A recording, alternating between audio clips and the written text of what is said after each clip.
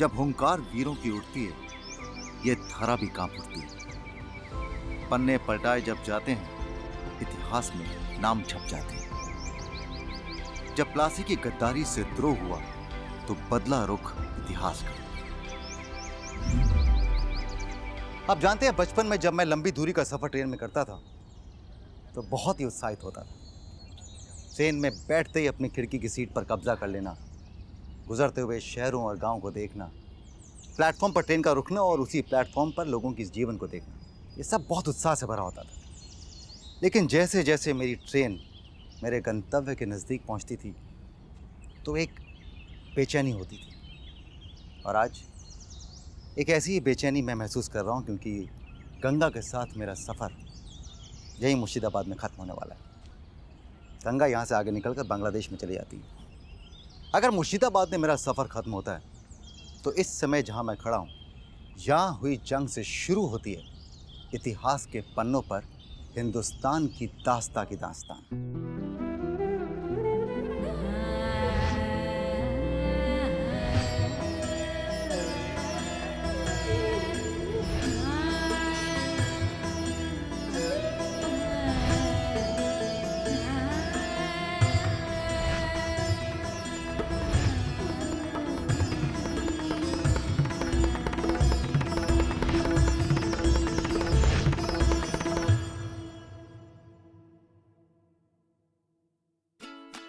इस कड़ी में देखूंगा ऐतिहासिक प्लासी युद्ध भूमि, जहां से करवट ली भारत के इतिहास ने।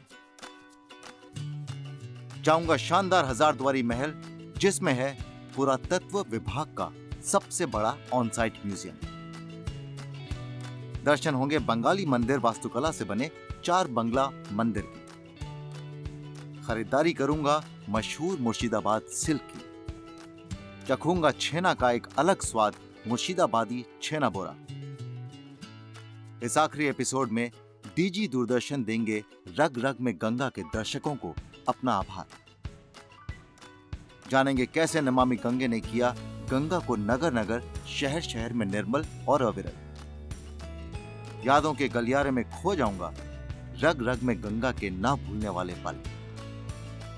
होगा भारत और बांग्लादेश बॉर्डर पर बीएसएफ के साथ मां गंगा को आखिरी सलाम। गंगा ने जो मुझे दिया है, वो मेरे लिए बहुमूल्य है। प्लासी का युद्ध, भारत देश वीरों की धरती है। इस जमीन का चप्पा चप्पा इतिहास से भरा हुआ है।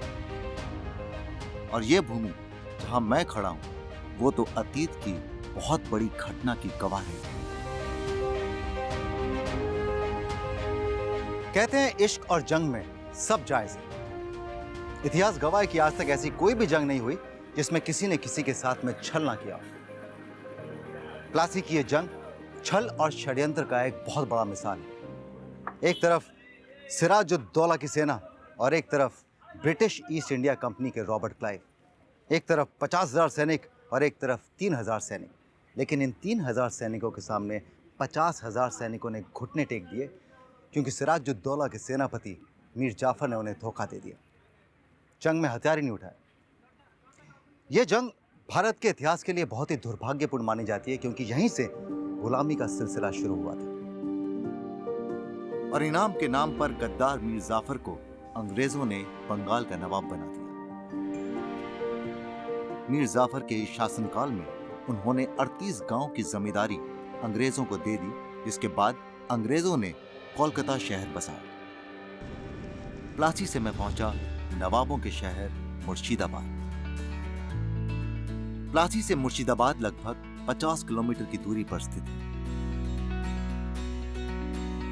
मुर्शिदाबाद का नाम बंगाल के पहले नवाब मुर्शीद कुली खां के नाम से पड़ा। 18वीं शताब्दी में बनाई मुर्शिदाबाद में यह शानदार कटरा मस्जिद मुर्शीद कुली खां का ही मकबरा है। मुर्शिदाबाद भागीरथी का पूर्वी किनारा और उस पर बना निजामत किला हजारद्वारी। कौन कहता है कि गुजरा हुआ जमाना वापस नहीं आता। जरा इन हजारद्वारों को खटखटा के तो देखिए, इतिहास जीवित होकर अपना जमाना खुद दिखाने लगेगा।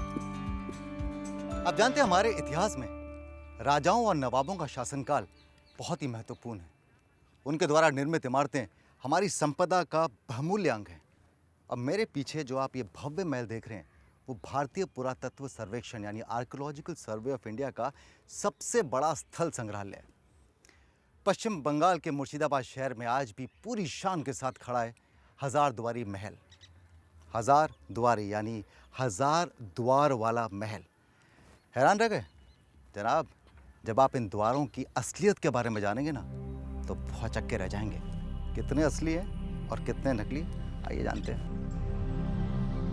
12 इमारतों को सजदा करता बंगाल का सबसे बड़ा इमाम बाड़ा नवाब मंसूर अली खान ने 1847 में बनवाया था।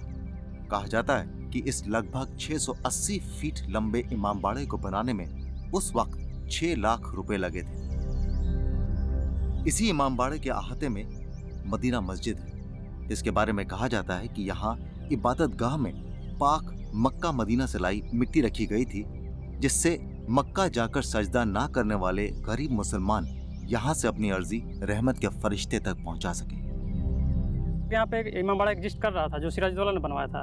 वो उससे छोटा था। उसमें जब आग लग गया किसी घटना के दौरान, तो पूरी तरह से डैमेज हो जाने के कारण एक नया इमाम बाड़ा 10 साल बाद यानी कि 1847 में बनकर तैयार हुआ। कितना समय लगा उस समय इस इमाम बाड़े को बनाने में? उस समय मात्र 7 महीने लगे। ये हमारे लिए उदाहरण नहीं, आज तो 10 साल लग जाते हैं फ्लाईओवर बनाने में। जबकि सब मशीनें हैं, सब कुछ है, उसके बावजूद भी एजुकेशन अगर हो तो आप क्या नहीं हासिल कर सकते। यस। ये देखिए तोपों की तोप, ये किसकी देन है? ये बंगाल के इतिहास में हमारे 18 नवाब हुए, उसमें से एक नवाब के टाइम में ये यूज किया जाता था, और जिसको चलाने के टाइम पे ऐसा माना जाता है कि इतना ज़्यादा ये आवाज़ करता था कि जो वुमेन्स होते थे, प्रेग्नेंट वुमेन होते थे, उनका मिसकैरेज हो जाता था। प्लस में आसपास के जो नज़दीक में जो पर्सन्स होते थे, उनका हार्ट अटैक तक आ जाता था।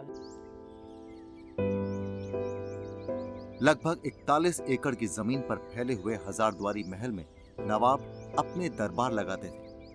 अंग्रेजों के शासनकाल में यहाँ प्रशासनिक कार्य भी किए जाते थे। हजार द्वार वाला पैलेस, हजार द्वारी, तो मैंने सुना है कि हजार द्वार तो थे, लेकिन सारे के सारे असली नहीं थे। जी हाँ, आपने ठीक सुना है। इसमें से 900 डोर्स रियल है एंड 100 डोर्स फॉल्स डोर है। फॉल्स डोर का मतलब क्या? फॉल्स डोर्स का मतलब ये है कि आपको बाहर से देखने में जैसा और सब डोर्स लग रहा है वो सेम रहेंगे, बट वो है ब्रिक स्ट्रक्चर का एंड प्लास्टर्ड है। उस टाइम का सिक्योरिटी पर्पस ऑफ व्यू से इस तरह का डिजाइन किया गया था, थोड़ा चकमा कंफ्यूज हो सके, है ना, कोई चकमा मिल सके। हाँ। अच्छा, यहाँ कोई नवाब रहते थे? एक्चुअली ये बनाया गया 1829 से 1837 के पीरियड में 8 साल इसको बनाने में लगा जी। इसका फाउंडेशन नवाब हुमायूं जहाँ ने किया था जी। और आप देख सकते हैं कि बगल में गंगा नदी है। ये उस टाइम पे एज ए हाई कोर्ट काम किया, इस पे काम होता था। अच्छा। ये उस समय जो प्लासी का जब लड़ाई हुआ 1757 में, तो जैसे ही ब्रिटिशर्स ने वो वार को जीता और यहीं से उन्होंने अपना एडमिनिस्ट्रेशन को कंट्रोल किया। अंदर में बहुत सारे कमरे हैं, टोटल 22 गैलरीज है इसमें। वक्त अपनी चाल बदल लेता है, मगर कुछ ऐसा भी होता है जो गुजरे हुए वक्त को अपनी मुट्ठी में दबाए रहता है। बंगाल के अंदर में जो नवाब हुए, 18 नवाब का एक हिस्ट्री है और एक सक्सेशन है। उन्हीं से रिलेटेड यहाँ पे आपको बहुत सारे आइटम्स एंड एंटिक्स मिलेंगे। एक सामने देख रहे होंगे मिरर, उसको मैजिक मिरर बोलते हैं। उस मैजिक मिरर में दूसरे का देखेगा लेकिन अपना नहीं देखेगा, कहीं से भी आप देखेंगे। देखिए, यकीन मानिए आप मुझे इस समय देख सकते हैं, लेकिन मैं खुद को नहीं देख पा रहा हूं इस आईने में। महल संग्रहालय के पुरावशेष में शाही परिवार के कई सामान मौजूद हैं, जो एक राजसी जीवन की झलक देती है। खूबसूरत भव्य तस्वीर है, और ये खुद कितने खूबसूरत लग रहे हैं। उस समय का पेंटिंग था, तो जैसा उनका लुकिंग होता था जी, तो चित्रकार जो होते थे एज इट इज करने का प्रयास करते थे। नवाब नाजिम हुमायूं जहाँ, इन्हीं के डायरेक्शन में ये जो राजमहल है, हजारद्वारी पैलेस, ब्रिटिश एक इंजीनियर थे, उन्होंने इतने बड़े सुपर स्ट्रक्चर का निर्माण करवाया था। ये नवाब हुमायूं जहाँ के बेटे थे, और इन्होंने ही जो आपने इमामबाड़ा देखा, जो उनका निर्माण इन्होंने ही करवाया था। ये कहता हूँ, और कुछ का तो पता नहीं मुझे, लेकिन डीएनए में इन्हें अपने बाप की जो लुक्स है ना, यस, वो जरूर मिली है। ये देखिए, ये भी कितने खूबसूरत है। ये पूरा चांदी का पौधा, मतलब कि नवाब के बैठने की स्थान। यस। अब समझ में आया आपको कि वो बात कहाँ से बनी होगी कि तू अपने आप को क्या नवाब समझता? ये नवाबों की जिंदगी थी। ये है कर्नल मैक्लियोड डंकन की तस्वीर। डिजाइनर थे, यही थे निर्माता इस पूरे भवन के। ये खूबसूरत झूमर दुनिया का दूसरा सबसे बड़ा झूमर है। पहला लंदन के बकिंगम पैलेस में है। ये नवाब टाइम के पीरियड में यहीं पे दरबार लगता था। ये झूमर नवाब को रानी विक्टोरिया द्वारा तोहफे के रूप में भेंट किया गया था।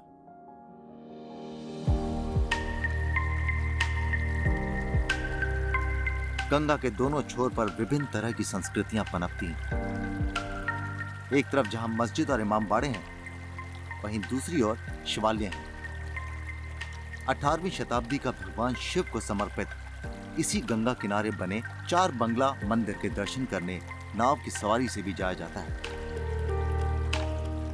कुछ भगवान आपसे बहुत मशक्कत करवाते हैं, तब तक दर्शन नहीं देते जब तक कि आप कम से कम कुछ किलोमीटर चल के नहीं जाते उन तक। 4 बंगला बंगाली मंदिर वास्तुकला को बखूबी दर्शाता है। इन पर बनी खूबसूरत टेराकोटा की कलाकारी इन्हें एक अलग ही स्वरूप देती है। पश्चिम बंगाल में एक राज्य हुआ करता था, नाटोर, जो विभाजन के बाद बांग्लादेश में चला गया। उसी राज्य की एक रानी थी, रानी भवानी। इतिहासकार बताते हैं कि रानी भवानी का राज्य इतना बड़ा था कि लोग उन्हें अर्ध बागेश्वर कहते थे, यानी आधे बंगाल की भगवान। रानी भवानी के पति के देहांत के बाद वो शिव की भक्त बन गई और इसीलिए उन्होंने मुर्शिदाबाद के अंदर ऐसे बहुत से मंदिर बनवाए जो कि भगवान शिव को समर्पित थे। इनमें से एक मंदिर में आज मैं खड़ा हूँ, इसे कहते हैं 4 बंगला मंदिर। आगे जानूंगा क्या खास है मुर्शिदाबाद सिल्क में। उठाऊंगा स्वाद रग रग में गंगा के सफर की आखिरी मिठास का। डायरेक्टर जनरल दूरदर्शन देंगे आप सब दर्शकों को अपना दिल से धन्यवाद। जानेंगे कैसे नमामि गंगे ने बनाया गंगा की यात्रा को निर्मल और अविरल।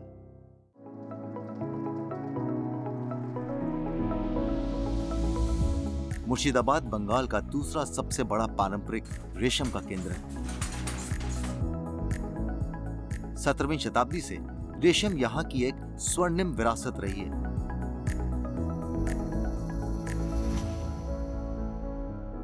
देखिए, मुर्शिदाबाद सिल्क के बारे में कौन नहीं जानता, ना सिर्फ भारत में बल्कि पूरे विश्व में विख्यात है। मैं अभी भागलपुर से आ रहा हूँ, वहाँ का सिल्क भी बहुत पॉपुलर है। हाँ। तो भागलपुर सिल्क और मुर्शिदाबाद सिल्क में क्या फर्क है? भागलपुर सिल्क जो है वो ज्यादा तसर में होती है, ठीक है, और हमारा यहाँ जो मुर्शिदाबाद सिल्क होता है वो रेशम सिल्क होता है। हम मुर्शिदाबाद सिल्क के ऊपर ही काम करते हैं, तसर के ऊपर काम नहीं करते। अच्छा, तो अब ये आपका जो सिल्क है, हाँ, ये उससे हल्का होता है वजन में? मुर्शिदाबाद सिल्क तो बहुत सॉफ्ट है, बहुत हल्की टाइप की साड़ी। हम जो प्रोडक्ट आपको दिखा है ना, सभी हैंडलूम में प्रोडक्ट होते हैं। तो पावरलूम पे स्विच नहीं किया आपने? ना ना ना, सभी हैंडलूम में ही प्रोडक्शन है। चलिए, ऐसी बरकरार रहे, ये कहीं पावरलूम ना आए और जो हाथ की कारीगरी है उसको मशीन आकर रिप्लेस ना करे।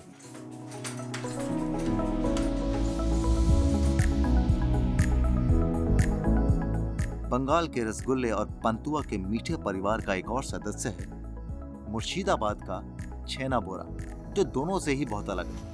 आप जानते हैं, बंगाल में जब किसी को करंट लगता है तो क्या कहते हैं? चोक छाना बोड़ा हो ही गए लोग, यानी कि आंखें गोल गोल हो गई हैं, बिल्कुल गुलाब जामुन की तरह। तो मैंने सोचा कि जिस खाने की चीज़ से कहावतें बन गई हों, उसे अगर मैंने नहीं चखा तो बहुत बड़ी नाइंसाफ़ी होगी। अब ऐसे भी मैं जानता हूँ कल तो मेरा मन खट्टा होने वाला है, क्योंकि कल मेरा शो का आखिरी दिन है। तो मैंने सोचा कि क्यों ना आज कुछ और मीठी यादें बटोर ली जाए। सही कहा मैंने?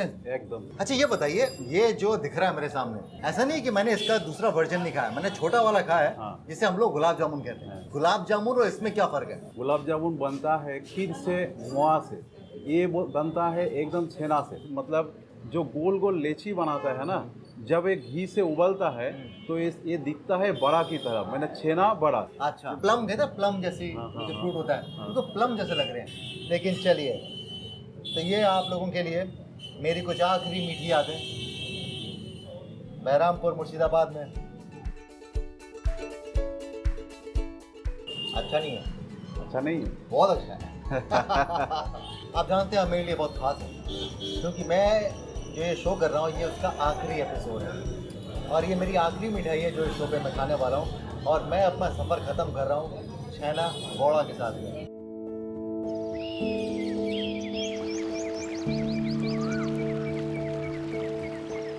तेरे पहलू में जब मेरी सुबह हुई तो हर लम्हे से मुझे मोहब्बत हो गई। मीलों लंबे खूबसूरत सफर का एहसास जो हुआ, मझधार की फिक्र क्यों करूं, किनारा अपना साथी। रग रग में गंगा के सफर की शुरुआत जब हुई तो इसी मकसद के साथ कि हर दिल में गंगा के लिए प्रेम, आस्था और भक्ति के साथ साथ जिम्मेदारी का एहसास भी बढ़े। आज जो प्यार और समर्थन हमें मिल रहा है, उससे लगता है कि शायद हम अपनी मंजिल के करीब हैं। रग रग में गंगा के दोनों सीजन्स को आपने भरपूर प्यार दिया, लेकिन वो प्यार आपने सिर्फ इस शो को नहीं दिया, वो प्यार आपने हिंदुस्तान के सबसे बड़े चैनल दूरदर्शन नेशनल को भी दिया। जरा सोचिए, अगर दूरदर्शन का माध्यम नहीं होता तो इस प्रोग्राम के जरिए शायद हमारी मुलाकात नहीं होती। और ये इसी प्यार का नतीजा है कि आज दूरदर्शन के महानिदेशक डायरेक्टर जनरल मयंक अग्रवाल स्वयं आपके प्रति अपना आभार व्यक्त करने के लिए आए। धन्यवाद राजीव। रग रग में गंगा के इस सफ़र को पग पग पर दूरदर्शन के दर्शकों ने जो सराहा, जो हमको सपोर्ट दिया, उससे हमारा इतना उत्साहवर्धन हुआ है कि मैं आपको शब्दों में नहीं बता सकता हूँ। इसकी पहली सीरीज़ राजीव सन 2019 में चली थी, जो आप ही ने प्रारंभ करी थी, गौमुख से गंगा सागर तक। जी। दूसरी सीरीज़ जो कि प्रारंभ करी गई बद्रीनाथ से, आप अंतिम पड़ाव पर पहुंच गए हैं। जी। पहली सीरीज करीब 1.25 करोड़ दर्शकों ने देखी, क्योंकि एक बहुत बड़ी संख्या थी और बहुत हमारे पास पत्र आए, बहुत लोगों ने लिखा हमको। और National Mission for Clean Ganga ji, उनका तो जो है, जो उद्देश्य है, वो हर भारतवासी का उद्देश्य है। इस माँ गंगा को हमको निर्मल, अविरल बहते रहने देना है युगों युगों तक। सर, आप जब इतनी खूबसूरत बातें बोल रहे हैं तो मुझे नहीं लग रहा कि एक महानिदेशक बात कर रहा है। मुझे लग रहा है कि वही कर सकता है जो गंगा का महत्व समझता हो। कहाँ के रहने वाले हैं आप?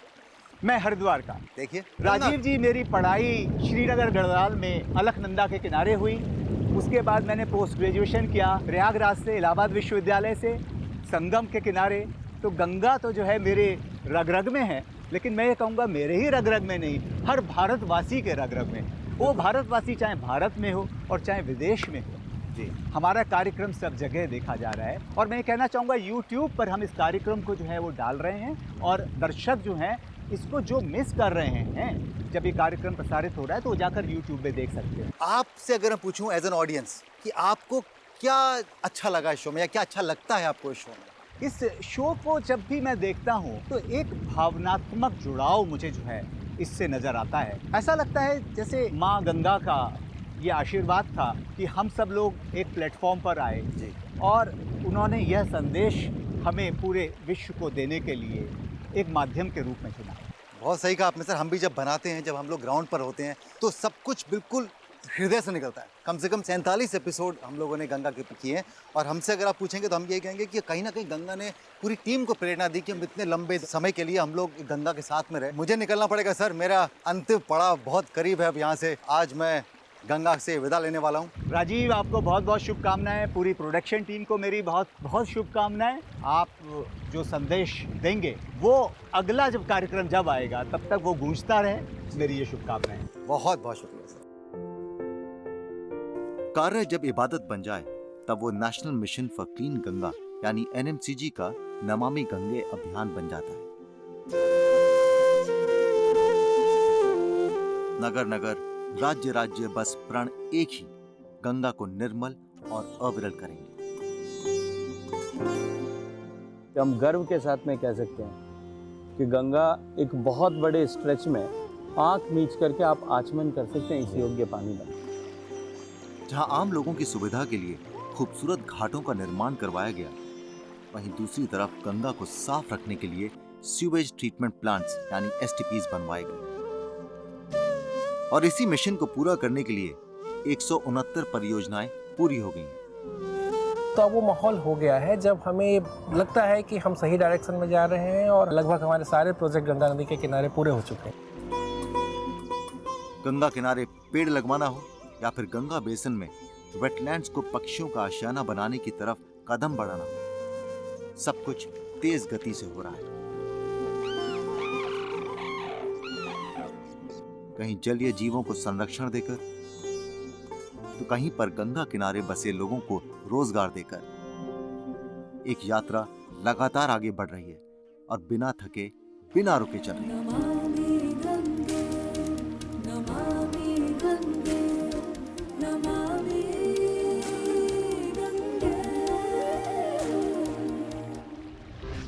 आगे है रग रग में गंगा के सुनहरे पलों से एक मुलाकात। होगा मां गंगा को आखिरी विदाई।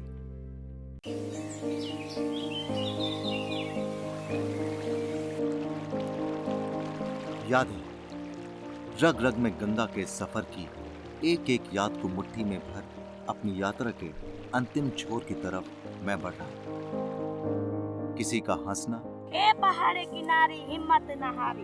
अरे यार, नमस्ते, राधे राधे। किसी का हजारों बातें समझा जाना।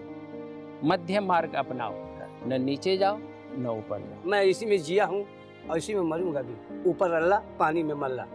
किसी का मन से बुलाना, किसी का सहलाना, मेरे बाबा और किसी का जी भर खिलाना। क्या बोलते हैं, सुपरा साहब। ये शो भी गजब है और ये सफर भी गजब है। मैं जीत गया, मैं जीत गया। धरा पर जब से ये बह रही है,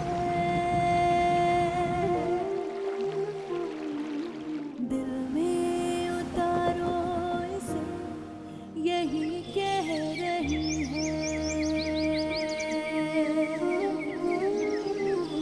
दिल में उतारो इसे। राजीव जी, अभी आप मौजूद हैं सीमा सुरक्षा बल की अंतिम पोस्ट निमतिता बीओपी पर, जो कि गंगा नदी के यात्रा के अंतिम छोर, जो कि यहाँ से बांग्लादेश की तरफ बढ़ जाती है। ठीक हमारे सामने गंगा रिवर है जी, जो कि बांग्लादेश में एंटर होते ही पद्मा के नाम से जानी जाती है जी। ठीक हमारी दाहिने ओर जहाँ पर गंगा नदी दो हिस्सों में विभाजित होती है, जी, जिसका एक हिस्सा भागीरथी के नाम से जाना जाता है, जी, जो कि भारत में एंटर हो जाता है। जी। और अगर हम ठीक हमारे सामने देखें तो सामने हमें बांग्लादेश का तटीय इलाका नजर आता है। तो नदी के उस पार, गंगा के उस पार जो है वो बांग्लादेश है। जी बिल्कुल।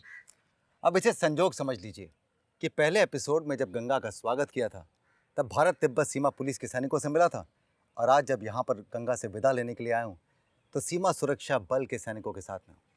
और इनसे मुलाकात तो होनी थी क्योंकि मैं इस समय भारत और बांग्लादेश के बॉर्डर पे हूँ, जिसकी रक्षा की जिम्मेदारी इन्हीं के हाथों में। अच्छा, आपने मुझे बताया कि सामने बांग्लादेश है जी। तो यहाँ पर आप लोग दिन रात गंगा को देखते होंगे बांग्लादेश में जाते हुए जी। तो कुछ अनुभव करते हैं कि गंगा जी गई और बन गई पद्मा जाके बांग्लादेश में, जी। कुछ अंदर से कुछ महसूस करते हैं? जो भरा नहीं है भाव से, बहती जिसमें रसदार नहीं, हृदय नहीं पत्थर है जिसमें स्वदेश का प्यार नहीं, तो ये कहना गलत नहीं होगा कि सीमा सुरक्षा बल के प्रत्येक सीमा प्रहरी के नसों में खून नहीं, गंगा का निर्मल जल बहता है, क्योंकि इसी निर्मल भावना के साथ हम देश की सेवा और सिक्योरिटी दोनों मुहैया करवाते हैं। ऐसे नहीं है, सीमा सुरक्षा बल जो है पूरे देश में इतना बहुत ही काबिल तारीफ काम करते हैं आप लोग। मुझे बड़ी एक किस्म की एक्साइटमेंट है कि क्या हम वहाँ जा सकते हैं जहाँ पे गंगा हिंदुस्तान में जाती है और इधर से बांग्लादेश जाती है? बिल्कुल बिल्कुल बिल्कुल चल सकते। और ये वादा करेंगे आपके सामने से गोलियां नहीं चलेंगी? नहीं नहीं, श्योर, बिल्कुल जी जी।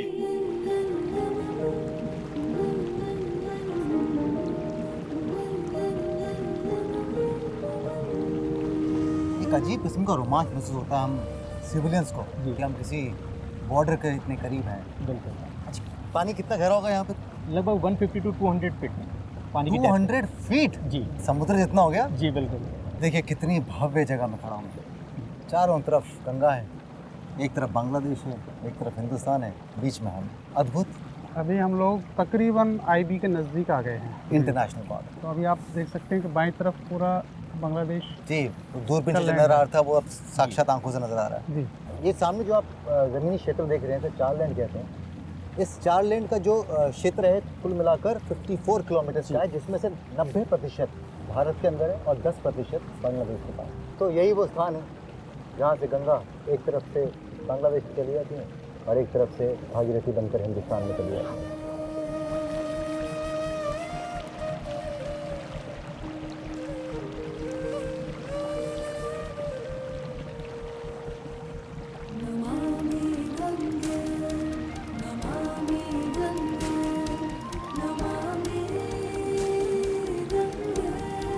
क्या करूं, ये वो पल हैं, वो क्षण हैं जब मेरे दिमाग में हजारों ख्याल दौड़ रहे हैं।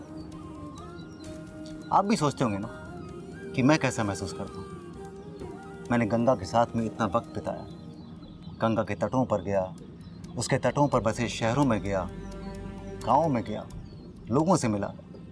मैं कैसा महसूस करता हूँ तो मैं आपको बताऊं, इस शो ने और गंगा ने जो मुझे दिया है वो मेरे लिए बहुमूल्य है। अपनी सहयोगी नदियों को साथ लेकर हजारों जीवों का आसरा बनती हुई, करोड़ों लोगों को आजीविका देती हुई गंगा अपनी मंजिल तक पहुंच जाती है। मेरे लिए उसे पूजने के लिए इतना ही काफी है। क्या कुछ नहीं सिखाया मुझे। सर्वधर्म समभाव, गंगा से बेहतर और कौन ये बात दर्शाता है। हिंदू, मुस्लिम, सिख, ईसाई, बौद्ध, जैन, गंगा ने मुझे इन सभी धर्मों से मिलवाया और हर धर्म की दहलीज पर मिली आपकी दुआ और हर द्वार पे मिले आपके आशीष ने मुझे हर धर्म का बनाया। सदियों से हमारी नासमझी, हमारी बेखबरी, हमारी अज्ञानता से जूझती हुई गंगा ने मुझे संघर्ष का सही अर्थ सिखाया और माथे की शिकन को भुलाकर होठों पे कैसे मुस्कुराहट रखते हैं, ये गंगा के तट पर बसे लोगों ने मुझे सिखाया। पर जिस बात का मैं सबसे ज्यादा ऋणी हूं वो बात यह है कि इस शो ने मुझे मेरे अपनों से यानी आपसे मुझे मिलवाया और मुझे अपनी जिंदगी में शामिल करके यकीन मानिए आपने मेरा मान बढ़ाया। इस शो ने अगर कुछ कीर्तिमान तोड़े तो उससे ज्यादा खुशी की बात यह है कि इसने हजारों दिल भी जोड़े। हमने कुछ नया नहीं किया, बस रोजमर्रा की जद्दोजहद में धुंधली होती हुई कुछ बातों को एक बार फिर ताजा किया। हमने गलियों में घूमकर या छतों पर चढ़कर इस शो के कोई शंख नहीं बजाए। फिर भी करोड़ों लोग गंगा के प्यार भरे आह्वान को सुनकर स्वयं चले आए। यह शो आपसे है और आपका है। ये यादें आपसे थीं और आपकी हैं। ये सफलता आपकी थी और आपकी है और ये गंगा आपकी थी और हमेशा आपकी रहेगी। रुखसती का गम है शायद, इसीलिए आज मेरी आंखें नम है। सिर्फ मेरी नहीं, रग रग में गंगा की पूरी टीम की। क्योंकि आप जानते हैं कि ये शो सिर्फ मुझसे नहीं बनता। इस शो में मुझसे कहीं ज्यादा, कहीं बड़ा योगदान इनका रहता है। मैं और आप अगर मिलते हैं तो ये संभव उनकी वजह से। तो आज रग रग में गंगा की पूरी टीम को इजाजत दीजिए, हम चलते हैं। लेकिन हम जा रहे हैं इस उम्मीद के साथ कि जो रिश्ता हमारा इस शो के द्वारा कायम हुआ है वो रिश्ता हमेशा चलता रहे और जिसकी वजह से ये संभव हुआ है उस गंगा का पानी हमेशा निर्मल और अविरल रहे। ध्यान रखिएगा, खुशियां खर्चेंगे तो खुशियां कमाएंगे। गुड नाइट, शब्बा खैर, रग रग में।